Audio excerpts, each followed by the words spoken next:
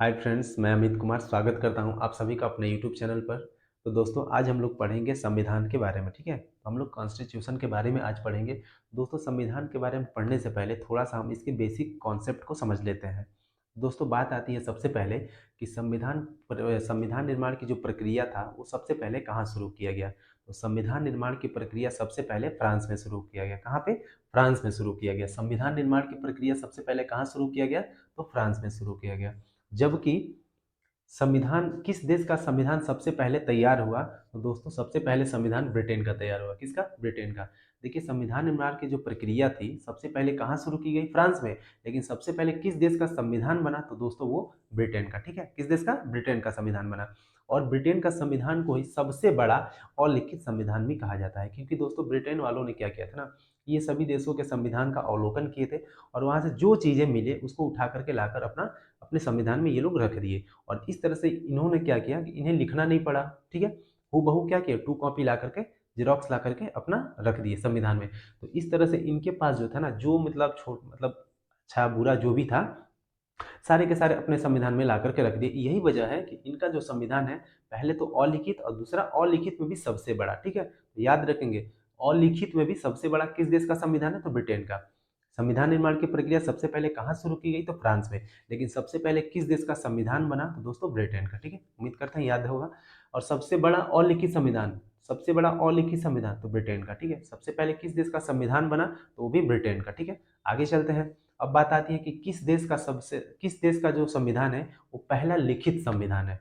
किस देश का संविधान पहला लिखित? ये तो अलिखित था, तो पहला लिखित संविधान किस देश का है? तो दोस्तों वो है अमेरिका का। ठीक है, किस देश का? अमेरिका का। अमेरिका का संविधान पहला लिखित संविधान है। ठीक है, आप इस चीज को याद रखेंगे। अब बात करते हैं कि किस देश का जो संविधान है लिखित भी हो और साथ ही साथ विश्व का सबसे बड़ा हो। क्योंकि ये देखिए, ब्रिटेन का जो संविधान था वो अलिखित था, अलिखित में सबसे बड़ा था। तो लिखित में सबसे बड़ा किसका है? तो दोस्तों अपना संविधान। कौन सा? भारत का संविधान। ठीक है, तो अपने भारत का जो संविधान है वो सबसे बड़ा लिखित संविधान है। क्योंकि हमारे यहाँ के जो भी संविधान लिखने वाले थे वो इनकी तरह शारीरिक चोर नहीं थे। ठीक है, मतलब वो मेहनत करने वाले थे। तो उन्होंने क्या किया, चूंकि देखिए हमारा जो संविधान है भारत का, इसको लिखने के लिए 60 देश के, कितने? 60 देश के संविधान का अवलोकन किया गया था। ठीक है, और वहां से जो भी चीजें अच्छी थी उनको ला करके अपने संविधान में समाहित कर दिया गया। अर्थात इसको लिखने का कार्य किया गया। ऐसा नहीं कि वहां के संविधान से उठा करके लाके डायरेक्ट रख दिया गया। उसको हमारे संविधान संविधान निर्माताओं के द्वारा क्या किया गया, उसको अपने हाथों से अच्छे तरीके से उसको लिखा गया और तब जाके अपने अपने संविधान में उसको समाहित किया गया। तो इस तरह से हमारा जो भारत का संविधान है विश्व का सबसे बड़ा लिखित संविधान है। लेकिन बात करें विश्व का सबसे बड़ा संविधान अलिखित किसका है? तो वो ब्रिटेन का है। जबकि विश्व का सबसे पहला लिखित संविधान अमेरिका का है। ठीक है, सबसे पहले किस देश का लिख करके तैयार किया गया? तो अमेरिका का। लिखने के बाद सबसे बड़ा किसका बन गया? तो भारत का। ठीक है, तो उम्मीद करते हैं दोस्तों ये याद हो गया होगा। तो पहले क्वेश्चन बनता है कि संविधान निर्माण की प्रक्रिया कहाँ शुरू किया गया? तो फ्रांस में। विश्व का सबसे पहला संविधान किसका निर्माण हुआ? तो दोस्तों ब्रिटेन का, जो अलिखित संविधान है। ठीक है, उसके बाद बात करें विश्व का सबसे पहला लिखित संविधान किस देश का है? तो किस देश का है? तो अमेरिका का। ठीक है, किस देश का? अमेरिका का। इसको याद रखेंगे। विश्व का सबसे पहला, सॉरी सबसे पहला नहीं, सबसे बड़ा लिखित संविधान किस देश का है? तो दोस्तों अपने भारत का। ठीक है, अपने भारत का। दोस्तों हमारा भारत का जो संविधान है वो कठोर तथा लचीला दोनों का सम्मिश्रण है। ठीक है, क्योंकि ऐसा कहा गया है कि हमारे संविधान में संवैधानिक संशोधन, ऐसा क्यों कहा गया कि कठोर और लचीला दोनों है? क्योंकि इसलिए कहा गया है ना कि हमारे संविधान के किसी भी भाग में संवैधानिक प्रक्रिया के द्वारा, संविधानिक संशोधन प्रक्रिया के द्वारा किसी भी भाग में संशोधन किया जा सकता है। यही कारण है कि हमारा जो संविधान है वो कठोर एवं लचीला दोनों का क्या है? सम्मिश्रण है। ठीक है, क्योंकि हमारे संविधान संशोधन प्रक्रिया के द्वारा संविधान के किसी भी भाग में संशोधन किया जा सकता है, लेकिन उसके मूल ढांचे में किसी भी प्रकार का कोई परिवर्तन नहीं आना चाहिए, ऐसा कहा गया है। ठीक, अब आगे चलते हैं दोस्तों। तो देखिए हमारा जो संविधान है टोटल 60 देशों के संविधान को अवलोकन के बाद हमारा संविधान का निर्माण किया गया। और इस तरह से हमारा जो संविधान है पूर्ण रूप से बनकर कब तैयार हुआ? तो दोस्तों हमारा जो संविधान है पूर्ण रूप से बनकर कब तैयार हुआ? तो 26 नवंबर 1949 को। कब? 26 नवंबर 1949 को। 26 नवंबर 1949 को हमारा भारत का जो संविधान है वो पूरी तरह से बनकर के तैयार हो गया। लेकिन इसे जो पूरे भारत में लागू करने की बात आती है कि कब इसे भारत में पूरी तरह से लागू किया गया, तो वो एक तिथि आप याद रखेंगे, दो तिथि। पहला 26 नवंबर 1949 को हमारा संविधान बन करके तैयार हो गया, और दूसरा तिथि आप ये रखेंगे कि 26 जनवरी 1950। कब? 26 जनवरी 1950 को इस संविधान को पूरे भारतवर्ष में लागू किया गया। ठीक है।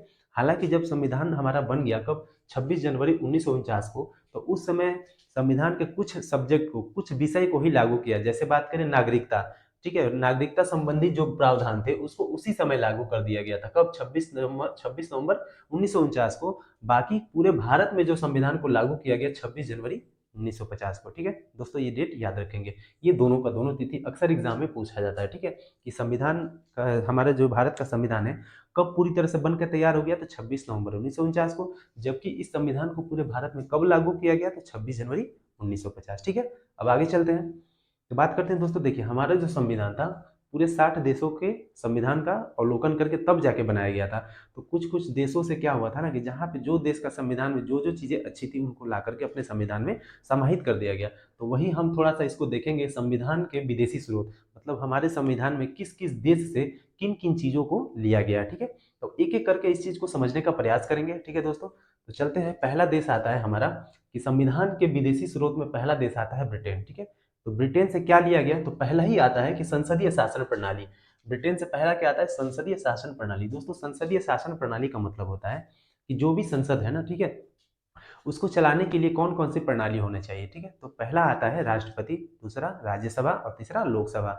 ऐसे कहा जाता है कि हमारे मतलब संसद के कितने अंग होते हैं? तो संसद के 3 अंग होते हैं। संसद के 3 अंग कौन कौन? राष्ट्रपति, राज्यसभा और लोकसभा। ठीक है, तो संसद के कितने अंग? 3 अंग, राष्ट्रपति, राज्यसभा और लोकसभा।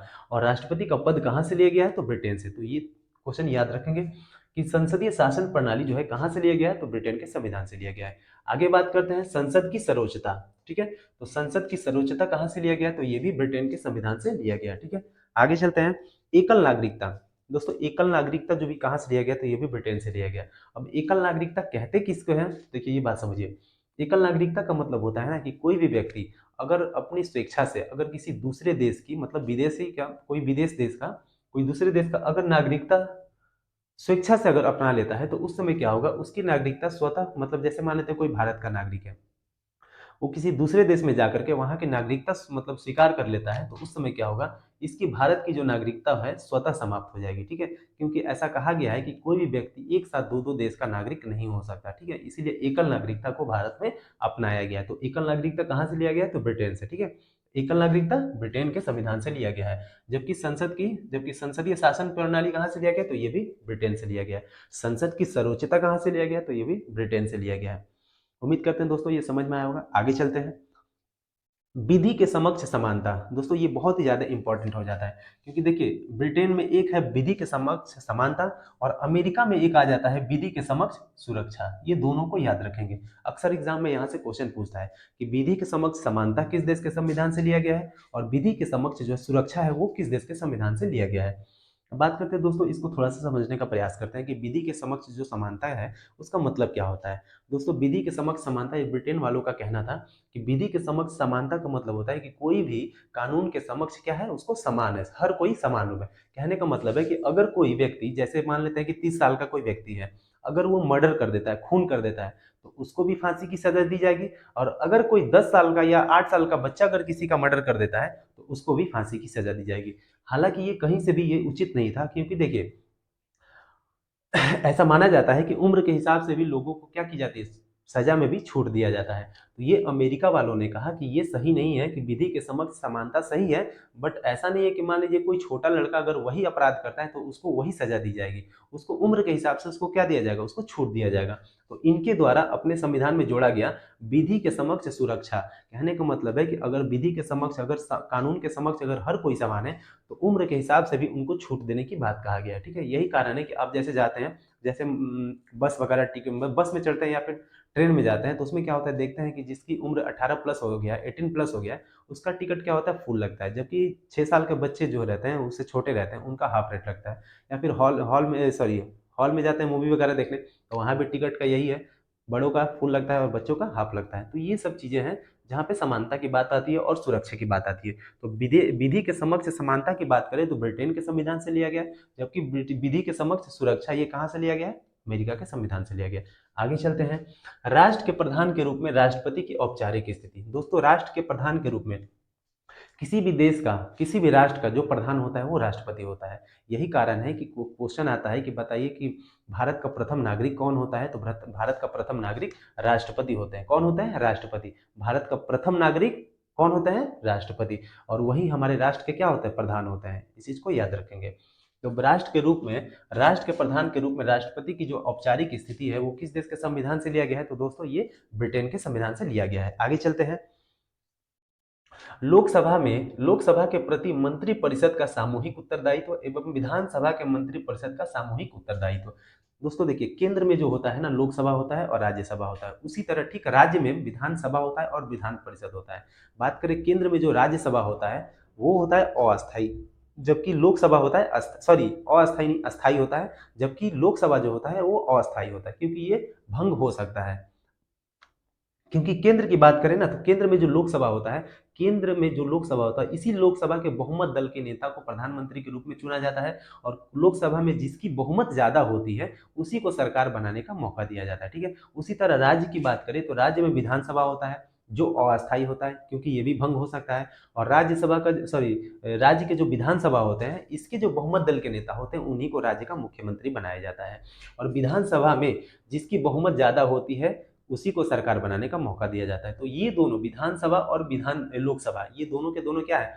अस्थायी सदन है। और इसमें जो भी जो भी मंत्री परिषद जो होते हैं ना, ये जैसे लोकसभा के मंत्री परिषद है, तो किसके प्रति जिम्मेदार होंगे, किसके प्रति उत्तरदायी होंगे? तो दोस्तों ये लोकसभा। वैसे ही राज्य में चले तो राज्य का जो विधानसभा है, इसके जो मुख्य मंत्री परिषद है वो किसके प्रति उत्तरदायी होंगे? तो दोस्तों विधानसभा के। ठीक है, इस चीज को याद रखेंगे। उम्मीद करते हैं समझ में आएगा। चलते हैं आगे, द्विसदनात्मक विधानमंडल। दोस्तों द्विसदनात्मक विधानमंडल का, द्विसदनात्मक विधानमंडल कहाँ से लिया गया है? तो ब्रिटेन के संविधान से लिया गया है। अब इस चीज को समझते हैं कि द्विसदनात्मक विधानमंडल का मतलब क्या होता है। दोस्तों द्विसदनात्मक, द्वि का मतलब होता है दो, सदनात्मक का मतलब होता है सदन। वैसा राज्य जिसमें द्विसदनात्मक विधानमंडल की व्यवस्था की गई हो। कहने का मतलब किसी किसी राज्य में आप देखते हैं विधानसभा भी होता है और विधान परिषद भी होता है। विधानसभा अस्थायी होता है जबकि विधान परिषद अस्थायी होता है। तो हमारे भारत में टोटल कुल कितने राज्य हैं? तो 28 राज्य हैं। लेकिन 28 राज्य हैं, लेकिन इस 28 राज्यों में द्विसदनात्मक विधानमंडल की व्यवस्था नहीं किया गया है, बल्कि कुल मिलाकर कितने, केवल 7 ही ऐसे राज्य हैं जहां पर विधानसभा के साथ साथ विधान परिषद भी है। ठीक है, तो इस चीज को समझ में आ गया कि द्विसदनात्मक विधानमंडल का मतलब क्या होता है। तो द्विसदनात्मक विधानमंडल का वही मतलब होता है कि किसी भी राज्य में विधानसभा भी हो और विधान परिषद भी हो। ठीक है, उम्मीद करते हैं समझ में आएगा। आगे चलते हैं, विधि निर्माण की प्रक्रिया। दोस्तों विधि निर्माण की जो प्रक्रिया है वो ब्रिटेन के संविधान से लिया गया है। बात करें अगला, तो कानून निर्माण की प्रक्रिया, कानून निर्माण की प्रक्रिया भी कहाँ से लिया गया? ब्रिटेन के संविधान से। अगला जो है एक इंपॉर्टेंट है, एक समान न्याय एवं कानून व्यवस्था। एक समान न्याय एवं कानून व्यवस्था, जैसे कहने का मतलब होता है कि एक समान न्याय किसी भी व्यक्ति के साथ न्यायिक क्षेत्र में हो या फिर बात करें कानूनी क्षेत्र में, ये दोनों क्षेत्र में, जैसे प्रशासनिक क्षेत्र में हो या न्यायिक क्षेत्र में, दोनों के साथ किसी भी व्यक्ति के साथ भेदभाव नहीं किया जाएगा। हर व्यक्ति के लिए न्याय भी होगा समान रूप से और कानून व्यवस्था भी उसके लिए, हर व्यक्ति के लिए समान होगा। तो यही है कि एक समान न्याय एवं कानून व्यवस्था का जो है प्रावधान किस देश के संविधान से लिया गया? तो ब्रिटेन के संविधान से। किस देश के? ब्रिटेन के संविधान से। आगे चलते हैं दोस्तों, तो ये रहा ब्रिटेन के संविधान से हम लोगों ने, हमारे जो संविधान में कौन कौन से विषय को लिया गया है, तो ये सारे ब्रिटेन के संविधान से लिए जाने वाला प्रमुख विषय था। ठीक है, इसको हम लोगों ने अच्छे से पढ़ा। अब अगला चलते हैं, अगला देश, तो अगला देश के रूप में आता है अमेरिका। ठीक है, तो अमेरिका से पहला चीज आता है प्रस्तावना। प्रस्तावना का मतलब होता है कि हमारा जब संविधान, आप 6 क्लास का 8 क्लास का बुक पढ़ते होंगे तो जब पहला पेज जब जैसे खोलते होंगे तो उसमें हमारे संविधान की प्रस्तावना लिखा रहता है। ठीक है, वहां पे लिखा रहेगा हम भारत के लोग भारत को संप्रभुत्व संपन्न, इस टाइप से लाइन शुरू होता है। ठीक है, तो हमारा जो प्रस्तावना होता है हम भारत के लोग, ये किस देश के संविधान से लिया गया है? तो अमेरिका के संविधान से लिया गया। कहाँ से? अमेरिका के संविधान से लिया गया है। आगे चलते हैं, मौलिक अधिकार। दोस्तों दो चीज याद रखेंगे, जैसे कैसे हम ब्रिटेन और अमेरिका में दो चीज याद रखें कि विधि के समक्ष समानता और विधि के समक्ष सुरक्षा। क्योंकि दोनों देखिए मैच करता है, इसीलिए हम बता रहे हैं समानता और सुरक्षा, बस यही दो अलग है। बाकी विधि के समक्ष, विधि के समक्ष यहाँ भी है वहां भी है। विधि के समक्ष मतलब कानून के समक्ष, ये समानता और ये सुरक्षा की बात करता है। तो समानता हो गया ब्रिटेन से, जबकि सुरक्षा हो गया अमेरिका से। वैसे ही आता है मौलिक अधिकार और एक होता है मौलिक कर्तव्य। मौलिक अधिकार और मौलिक कर्तव्य। तो इसको कैसे याद रखेंगे कि जो मौलिक अधिकार है वो अमेरिका से लिया गया है, जबकि मौलिक कर्तव्य की बात करें तो दोस्तों वो रूस से लिया गया है। यहाँ पे देखिए मौलिक कर्तव्य कहाँ से लिया गया है, तो रूस से लिया गया है। अब इसको कैसे याद रखेंगे, तो मौलिक अधिकार में और अधिकार में पहला क्या आता है, अ आता है। तो अ और अमेरिका में भी अ आता है, तो अ और दोनों मैच कर गया, इसलिए हमको इसको याद रखेंगे कि मौलिक अधिकार जो है वो किस देश के संविधान से लिया गया है, तो अमेरिका के संविधान से लिया गया है। आगे चलते हैं, उपराष्ट्रपति का पद। तो दोस्तों उपराष्ट्रपति का भी पद कहाँ से लिया गया है, तो अमेरिका के संविधान से लिया गया उपराष्ट्रपति का पद। जबकि राष्ट्रपति का पद कहाँ से लिया गया था, ब्रिटेन के संविधान से। राज्यसभा लोकसभा ब्रिटेन के संविधान से। आगे चलते हैं, राष्ट्रपति का जो महाभियोग होता है, राष्ट्रपति पे जो महाभियोग होता है, ये कहाँ से लिया गया, तो अमेरिका से। ठीक है, राष्ट्रपति का पद कहाँ से लिया गया, तो ब्रिटेन के संविधान से। जबकि राष्ट्रपति पे महाभियोग की प्रक्रिया जो है वो कहाँ से लाया गया, तो अमेरिका। ठीक है, अमेरिका। दोस्तों राष्ट्रपति में कभी भी जो महाभियोग की प्रक्रिया तब लाया जाता है, जैसे मान लेते हैं कि कोई भी भारत का राष्ट्रपति हो, किसी दूसरे राष्ट्र के मतलब प्रभाव में आकर कोई ऐसे फैसले लेने लगता है जो देश के अनुकूल ना हो, तो उस स्थिति में क्या जाता है ना, उस स्थिति में क्या किया जाता है, संसद में राष्ट्रपति के खिलाफ महाभियोग की प्रक्रिया लाई जाती है। ठीक है, अच्छा है कि हमारे भारत में ऐसे कोई राष्ट्रपति ऐसे नहीं हुए जिनके खिलाफ महाभियोग की प्रक्रिया लाई गई हो। ठीक, तो ये एक अच्छी बात है, कोई मतलब अच्छा बात नहीं कि किसी के खिलाफ महाभियोग की प्रक्रिया लाया जाए। फिर अगला आता है सर्वोच्च न्यायालय। सर्वोच्च न्यायालय का मतलब होता है सुप्रीम कोर्ट। तो भारत का जो सर्वोच्च न्यायालय होता है, सबसे सुप्रीम न्यायालय होता है, वो कौन सा होता है, सर्वोच्च न्यायालय। कौन सा, सर्वोच्च न्यायालय, जो अभी वर्तमान में कहाँ है, तो दिल्ली में है। ठीक है, बाकी सभी राज्य के लिए हाई कोर्ट बनाया गया है। हालांकि हमारे भारत में टोटल हाई कोर्ट की संख्या है कितना, टोटल 25। याद रखेंगे इसको, हमारे भारत में कुल उच्च न्यायालय, उच्च न्यायालय देखिए ये उच्चतम न्यायालय है। सर्वोच्च न्यायालय को हम लोग उच्चतम न्यायालय भी कहते हैं, या और इसी को सर्वोच्च न्यायालय कहते हैं। तो सर्वोच्च न्यायालय एक ही है, कहाँ है, दिल्ली में है। जबकि बात करें हाई कोर्ट की, उच्च न्यायालय की, तो ये टोटल 25 है। राज्य हमारे 28 है, लेकिन उच्च न्यायालय की संख्या कितना है, 25। क्वेश्चन पूछ सकता है कि 25वां न्यायालय जो है, 25वां उच्च न्यायालय किस राज्य में बनाया गया, तो आंध्र प्रदेश में। आप याद रखेंगे 25वां जो है हाई कोर्ट की स्थापना कहाँ पे किया गया, तो आंध्र प्रदेश में। ठीक है, आगे चलते हैं,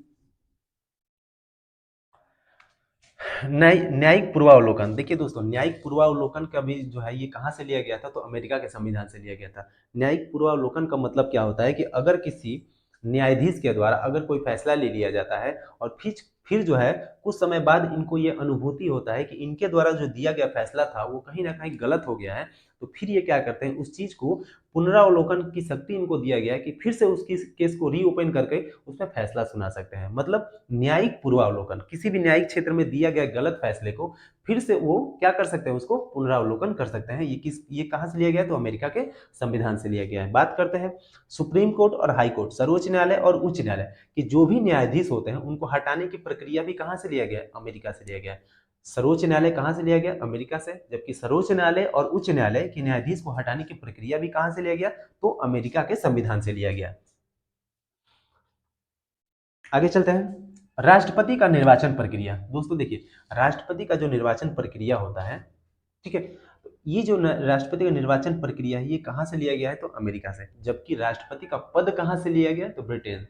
पद पूछेगा तो राष्ट्रपति का पद ब्रिटेन से, राष्ट्रपति पर महाभियोग अमेरिका से, राष्ट्रपति का निर्वाचन प्रक्रिया अमेरिका से। ठीक है, आगे चलते हैं, विधि के समक्ष सुरक्षा, ये तो बता चुके हैं पहले ही।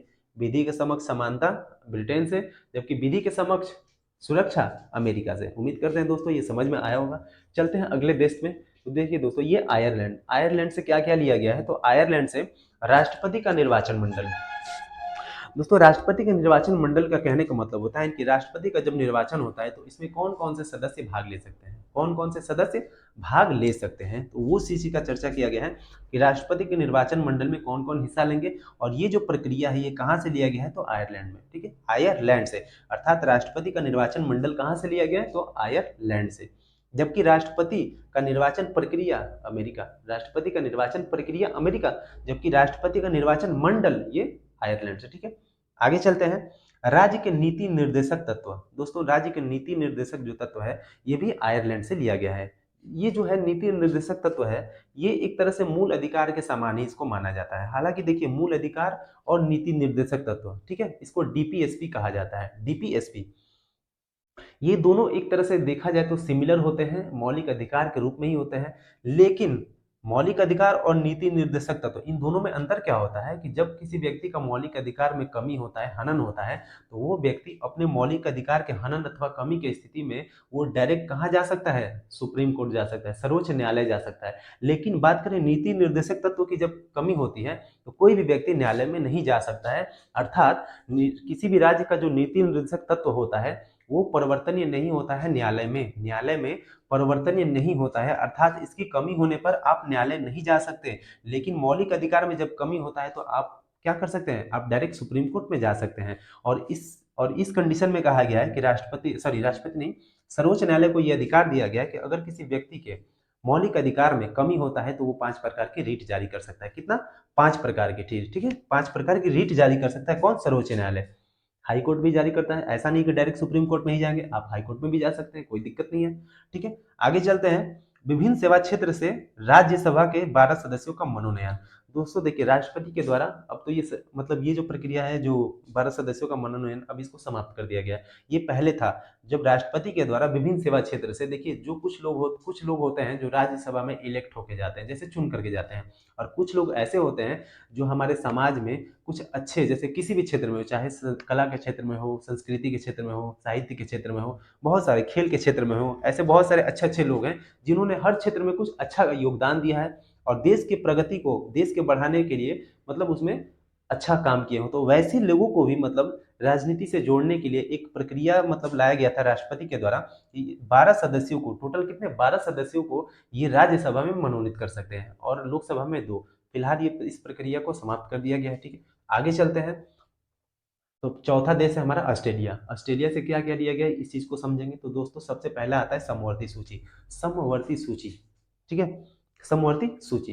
दोस्तों बात करते हैं तो सूची 3 प्रकार का होता है: संघ सूची, राज्य सूची, समवर्ती सूची। संघ सूची, राज्य सूची, समवर्ती सूची। ठीक है, संघ सूची उसे कहते हैं जिसपे कानून बनाने का अधिकार केंद्र सरकार को होता है। राज्य सूची उसे कहते हैं जिस पर वैसे विषय जिसपे कानून बनाने का अधिकार केवल राज्य सरकार को होता है। लेकिन हमें पढ़ना है समवर्ती सूची। तो समवर्ती सूची वैसा सूची होता है, इस सूची के अंतर्गत आने वाले जितने भी विषय होते हैं ना, इन पे कानून बनाने का अधिकार केंद्र और राज्य दोनों को होता है। लेकिन कहा गया है कि अगर किसी ऐसा कानून, ऐसा कोई विषय जिस पर दोनों के बीच टकराव उत्पन्न हो जाए, जैसे कहने का मतलब है कोई ऐसा विषय, जैसे बात करें जनसंख्या नियंत्रण, ठीक है, रेल, ये सब क्या होता है, ये सब समवर्ती सूची के विषय है। वन हो गया, शिक्षा हो गया, ये सारे के सारे समवर्ती सूची के विषय है। तो ऐसे विषय पे जब दोनों सरकार के द्वारा, केंद्र और राज्य के द्वारा बनाए गए कानून के द्वारा उसमें क्या होता है, जब टकराव उत्पन्न हो जाता है, मतलब मतभेद हो जाता है, तो उस कंडीशन में बोला गया है कि केंद्र सरकार के द्वारा बनाए गए कानून को ही मान्यता दिया जाएगा। ठीक है, कौन सी सूची पे? समवर्ती सूची पे। इसको याद रखेंगे। तो समवर्ती सूची कहां से लिया गया है? तो ऑस्ट्रेलिया के संविधान से। अगला देखते हैं संसद की संयुक्त बैठक। दोस्तों संसद की जो संयुक्त बैठक होता है, संसद में भी देखिए 2 प्रकार के सदन होते हैं, पहला राज्यसभा, दूसरा लोकसभा। हम पहले ही बता चुके हैं। संसद के अगर पूछे कितने अंग, तो 3 अंग: राष्ट्रपति, राज्यसभा, लोकसभा। राष्ट्रपति, राज्यसभा, लोकसभा। लेकिन संसद में कितने सदन होते हैं? तो 2 सदन, पहला राज्यसभा, दूसरा लोकसभा, 2 ही सदन होते हैं। कभी कभी क्या होता है ना कि कुछ ऐसे विषय आते हैं, कोई ऐसे मतलब वो क्या कहते हैं उसको, बिल पारित होता है। ठीक है, तो बिल पारित कुछ मतलब दोनों सदनों से पारित किया जाता है। तो कुछ ऐसे विषय होते हैं जब दोनों संयुक्त, मतलब दोनों में जब क्या होता है, मतभेद हो जाता है लोकसभा और राज्यसभा में, इस बिल को पारित करने में जब दोनों के द्वारा क्या होता है, जब मतलब ये मतभेद उत्पन्न हो जाता है, तो राष्ट्रपति के द्वारा होता है, राष्ट्रपति के द्वारा दोनों सदनों की संयुक्त बैठक बुलवाई जाती है। किस अनुच्छेद के द्वारा? ये अनुच्छेद याद रखेंगे, अनुच्छेद 108 के द्वारा। ठीक है, अनुच्छेद 108 के द्वारा जो होता है ना, राज्यसभा एवं लोकसभा का संयुक्त बैठक बुलाया जाता है। और इस बैठक की जो अध्यक्षता करते हैं वो लोकसभा के अध्यक्ष करते हैं। कौन करता है? लोकसभा के अध्यक्ष। ये एकदम इंपॉर्टेंट है, याद रखेंगे। लोकसभा राज्यसभा की संयुक्त बैठक किसके द्वारा बुलाई जाती है? तो राष्ट्रपति के द्वारा। जबकि उस संयुक्त बैठक की अध्यक्षता किसके द्वारा किया जाता है? तो लोकसभा अध्यक्ष के द्वारा। ठीक है, और किस अनुच्छेद के द्वारा संयुक्त बैठक को बुलाया जाता है? तो अनुच्छेद 108, आर्टिकल 108। ठीक है, याद रखेंगे। अगला चलते हैं, केंद्र एवं राज्य के बीच शक्ति का बंटवारा। दोस्तों केंद्र एवं राज्य के बीच शक्ति का जो बंटवारा है वो ऑस्ट्रेलिया के संविधान से लिया गया है। कहने का मतलब है कि केंद्र को भी शक्तियां दिया गया है, केंद्र को भी शक्तियां दिया गया है, वैसे ही राज्य को भी कुछ शक्ति दी गई है कि वो अपने राज्य के अंतर्गत आने वाले बहुत सारे ऐसे विषय हैं जिन पे वो अपना क्या कर सकता है, नियम लागू कर सकता है, उनको कुछ शक्ति प्रदान की गई। ठीक है, तो इस तरह से केंद्र और राज्य के बीच शक्ति का क्या किया गया है? शक्ति का बंटवारा कर दिया गया है। तो ये केंद्र और राज्य के बीच जो शक्ति का बंटवारा है ऑस्ट्रेलिया के संविधान से लिया गया है। चलते हैं अगले देश कनाडा पे, ठीक है दोस्तों। कनाडा से संघीय शासन व्यवस्था, देखिए मैंने दो जगह चीज याद करवाया है। पहला ब्रिटेन में, तो ब्रिटेन में क्या था, विधि के समक्ष समानता, और अमेरिका में क्या था, विधि के समक्ष सुरक्षा। ये दोनों मैच कर रहा था, इसीलिए हम दोनों को बार बार याद करवा रहे हैं। विधि के समक्ष समानता की बात करें ब्रिटेन से, जबकि विधि के समक्ष सुरक्षा की बात करें तो अमेरिका से। वैसे ही मौलिक अधिकार और मौलिक कर्तव्य दोनों हम अभी बताएं। मौलिक अधिकार अ से अमेरिका, अ से अधिकार, अ से अमेरिका, अ से अधिकार, दोनों मैच कर रहा है, तो अधिकार कहाँ से होगा, अमेरिका से। तो आप इसको ऐसे याद रख सकते हैं कि मौलिक अधिकार किस देश के संविधान से लिया गया है, तो अमेरिका के संविधान से। वैसे ही मौलिक कर्तव्य कहाँ से लिया गया है, तो दूसरा ऑटोमेटिक याद हो जाएगा, कहाँ से लिया गया है, रूस से, ठीक है। वैसे ही बात करें यहाँ पे कनाडा पढ़ना है, तो कनाडा में देख रहे हैं कि संघीय शासन प्रणाली लिया गया है। संघीय शासन प्रणाली, तो जब संघीय की बात करेगा ना, संघीय, तो ये कनाडा से लिया गया है। जबकि आपसे ये कहे कि संसदीय शासन प्रणाली, ये भी देखिए दोनों मैच कर रहा है। सिर्फ यहाँ पे क्या है, संसदीय है, और यहाँ पे क्या है, संघीय है, ठीक है। तो संसदीय शासन प्रणाली की बात करें तो वो ब्रिटेन से लिया गया है, जबकि संघीय शासन प्रणाली कहाँ से लिया गया है, तो कनाडा से लिया गया है। इन दोनों को, तो तीनों को जोड़ करके आप याद रखेंगे, ठीक है। संसदीय शासन प्रणाली ब्रिटेन, जबकि संघीय शासन प्रणाली कनाडा से लिया गया है। उसके अलावा बात करें अवशिष्ट सूची, दोस्तों अभी हम बताएं कि टोटल सूची की संख्या 3 होता है, और एक चौथा अनुसूची ऐसा है कि जब देखिए संघ सूची, राज्य सूची, समवर्ती सूची, और इन सूची के अलावा जो सब्जेक्ट, जो विषय बच जाते हैं ना, उनको अवशिष्ट सूची में रख दिया जाता है। और इन पे कानून बनाने का जो अधिकार है वो केवल केंद्र सरकार को दिया गया है, ठीक है। किस पे, अवशिष्ट सूची पे। तो ये जो अवशिष्ट सूची है, इसको किस संविधान से, सॉरी, किस देश के संविधान से लिया गया है, तो कनाडा के। किस देश के संविधान से, कनाडा, याद रखेंगे। आगे चलते हैं। राज्यपाल की नियुक्ति, तो राज्यपाल की नियुक्ति कनाडा के संविधान से लिया गया है। कहां से, कनाडा के संविधान से लिया गया है। आगे चलते हैं जर्मनी। जर्मनी, ठीक है, तो जर्मनी देखिए, जर्मनी के देखिए यहाँ पे जर्मनी का जो संविधान होता है उसे वाइमर का संविधान भी कहा जाता है। क्या कहा जाता है, वाइमर का संविधान। क्वेश्चन कई बार पूछा है कि वाइमर का संविधान किस देश के संविधान को कहा जाता है, तो जर्मनी के संविधान को, ठीक है। आगे चलते हैं। आपातकालीन उपबंध, आपातकालीन जो व्यवस्था है आपातकाल का, जैसे वित्तीय आपात, राष्ट्रपति आपात, राष्ट्रपति शासन, ये सब जो वित्तीय आपात होता है, आपातकाल व्यवस्था, ये कहाँ से लिया गया है, तो जर्मनी से लिया गया है, ठीक है। आगे चलते हैं। फ्रांस, फ्रांस देश में से जो लिया गया है गणतंत्रात्मक शासन व्यवस्था। गणतंत्रात्मक शासन व्यवस्था किस देश के संविधान से लिया गया है, तो दोस्तों फ्रांस के संविधान से लिया गया है। किस देश के संविधान से, फ्रांस के संविधान से, गणतंत्रात्मक शासन व्यवस्था। इसके अलावा सबसे मुख्य रूप से आप इसको याद रखेंगे, स्वतंत्रता, समानता एवं बंधुत्व। दोस्तों ये फ्रांस की क्रांति से लिया गया था। किसकी क्रांति से, फ्रांस की क्रांति से लिया गया था। स्वतंत्रता, समानता एवं बंधुत्व, भाईचारा को कहते हैं। कभी कभी बंधुत्व की जगह पे भाईचारा भी दे देता है। तो स्वतंत्रता, समानता एवं बंधुत्व, ये तीनों शब्द किस देश के संविधान से लिए गए थे, तो फ्रांस के संविधान से लिया गया था। इसके बाद बात करें दक्षिण अफ्रीका। दक्षिण अफ्रीका से क्या लिया गया, तो संवैधानिक संशोधन। दोस्तों हमारे संविधान में कभी भी जो संवैधानिक संशोधन होता है, क्वेश्चन पूछता है कि किस संशोधन, किस अनुच्छेद के द्वारा, तो 368 के द्वारा, 368, ठीक है। अनुच्छेद 368 के द्वारा जो है ना, हमारे संविधान में संवैधानिक संशोधन किया जाता है। किस अनुच्छेद के द्वारा, 368 के द्वारा संवैधानिक संशोधन किया जाता है। तो संवैधानिक संशोधन की प्रक्रिया किस देश के संविधान से लिया गया, तो दक्षिण अफ्रीका के संविधान से लिया गया है, ठीक है। आगे बात करें, लास्ट हमारा बचा है रूस, ठीक है। तो रूस तो पहले ही याद करवा दिया है। मौलिक अधिकार अमेरिका, मौलिक कर्तव्य रूस, मौलिक अधिकार अमेरिका, मौलिक कर्तव्य रूस, ठीक है। तो दोस्तों उम्मीद करते हैं ये वीडियो आप लोग को अच्छा लगा होगा। ये रहा हमारा संविधान में जितने भी स्रोत थे, जितने भी दूसरे देश के संविधान से हम लोग लिए थे विषय को, उन सब चीज़ों को हम लोगों ने एक एक करके बारीकी तरीके से समझने का प्रयास किया। उम्मीद करते हैं दोस्तों ये वीडियो आप लोग को अच्छा लगा होगा। अगर ये वीडियो आप लोग को अच्छा लगे तो इसे लाइक करें, सब्सक्राइब करें एंड शेयर करें, और अधिक से अधिक दोस्तों को इसको शेयर करना ना भूलें दोस्तों, ठीक है। तो इसके बाद का जो अगला हिस्सा है हम इसको अगले वीडियो में पढ़ेंगे। तब तक के लिए दोस्तों शुभ रात्रि, गुड नाइट, जय हिंद, जय भारत।